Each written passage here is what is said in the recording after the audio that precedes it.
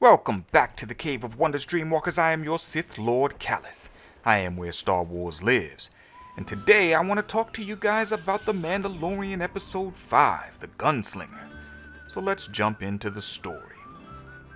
The Gunslinger begins with a dogfight in space between the Mandalorian and another bounty hunter tracking the child.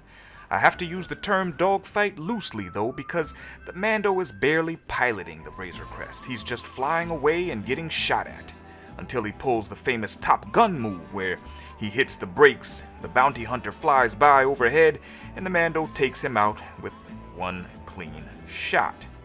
I would have liked to see the Mando take the Razor Crest through a few more maneuvers and us actually be able to see if he is a capable pilot. Something more on the lines of Episode 2 with Obi-Wan and Jango Fett. But overall, it was a good opening scene. After taking some damage and, dare I say, losing fuel, Mando has to land for repairs. He hails the landing port in Mos Eisley and makes his way planetside, Tatooine. Mando stows the child safely away in the closet, and after a brief interaction with the dockmaster, the Mando heads to the cantina in search of work.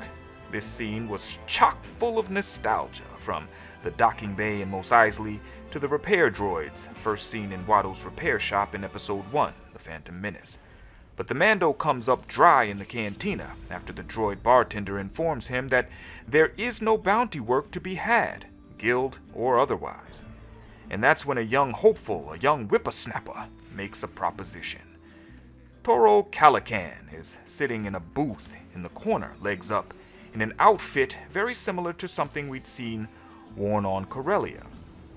Toro does give off a minor Han Solo vibe, though this may have been intentional. He tells the Mando of a high-profile target he's tracking and could use some help. The Mando declines at first because he recognizes this target as none other than Fennec Shand, an extremely efficient assassin and mercenary who made her name killing for all the time top crime syndicates, namely the Hutts, until the New Republic shut down their operations. In need of the money, Mando reluctantly agrees to help Toro, and they make plans to set out beyond the Dune Sea. But first, Mando heads back to his ship to get equipped. There, he sees the child has escaped from the closet and is cuddled up with the dockmaster, who intends to charge the Mando for her babysitting services on top of the repairs. Trusting the dockmaster, he and Toro head out beyond the Dune Sea on a couple of retro speeder bikes. They encounter a group of Tusken raiders and a dewback dragging its rider limply behind. Mando investigates and finds that it's a bounty hunter, unlucky. He must have been tracking Fennec as well. And then Mando takes a sniper shot to the Beskar, then another as he leaps over the sand dune to safety. Fennec is a crack shot, so he and Toro make a plan to wait out the day and use the cover of night to make their approach. Using flashbangs as blinders, they speed off to the ridge where Fennec is perched. Mando loses his speeder in the process, and Toro is the first to engage Fennec hand to hand. When Mando arrives, they subdue Fennec and bind her for the ride back to town. Unfortunately, they only have one speeder, so Mando goes to find the dewback they encountered earlier, and Fennec uses this opportunity to try to manipulate young Toro. But he's not as foolish as he seems. In fact, he's a bit more cunning than expected. Willing to do whatever it takes to get into the guild, he kills Fennec and ambushes the Mando back at the hangar. This is not Mando's first rodeo, though, and he takes advantage of Toro's inexperience. Using a flashbang, he blinds the young buck and then blasts him, freeing the child from his grasp. Thankful for all her help, Mando pays the dockmaster handsomely and takes to the sky. But then we see the boots of someone or something approaching the downed body of Fennec in the Dune Sea. And that's where our story ends. The Gunslinger was a solid episode, but it was a filler at best. I liked meeting Toro and Fennec, but I think they are gone too soon.